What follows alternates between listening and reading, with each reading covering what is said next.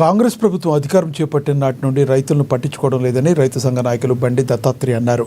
శుక్రవారం పట్టణంలోని ప్రెస్ క్లబ్లో సంఘ నాయకులతో కలిసి ఆయన మీడియాతో మాట్లాడారు. రైతులకు సరైన సమయంలో రైతు భరోసా నిధులు రైతుల ఖాతాల్లో వేయడం లేదని విమర్శించారు. సంక్రాంతికి ఇస్తామని ఇవ్వలేదన్నారు. అనంతరం ఎలక్షన్ కోడ్ అని మభ్యపెట్టారన్నారు. ఇప్పటికైనా రైతు భరోసా నిధులు విడుదల చేసి రైతుల ఖాతాల్లో వెంటనే జమ చేయాలని ప్రభుత్వాన్ని కోరుతున్నామన్నారు.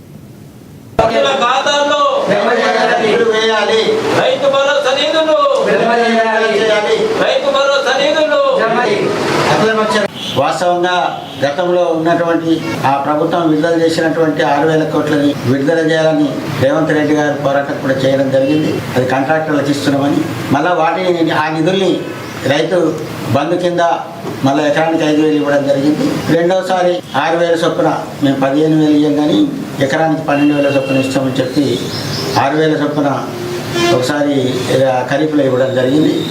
అందుకని ఇప్పుడు రబీలో నవంబర్ నుంచి డిసెంబర్ వరకు ఈ రైతు భరోసా నిధులు విడుదల చేయాలి. వాస్తవంగా ఆ రకంగా విడుదల చేయకుండా జాప్యం చేస్తూ వచ్చినటువంటిది ఉన్నది. అందుకని రైతులు ఈరోజు రబీ పంట వేసుకోవడానికి డబ్బులు లేకుండా అప్పులు చేసి రబీ పంట వేసుకోవడం జరిగింది.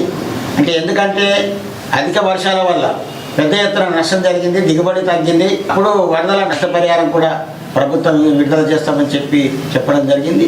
ఆ నష్టపరిహారం విడుదల చేయలేదు. ఈ రబీకి సంబంధించినటువంటి రైతు భరోసా నిధులు విడుదల చేయలేదు.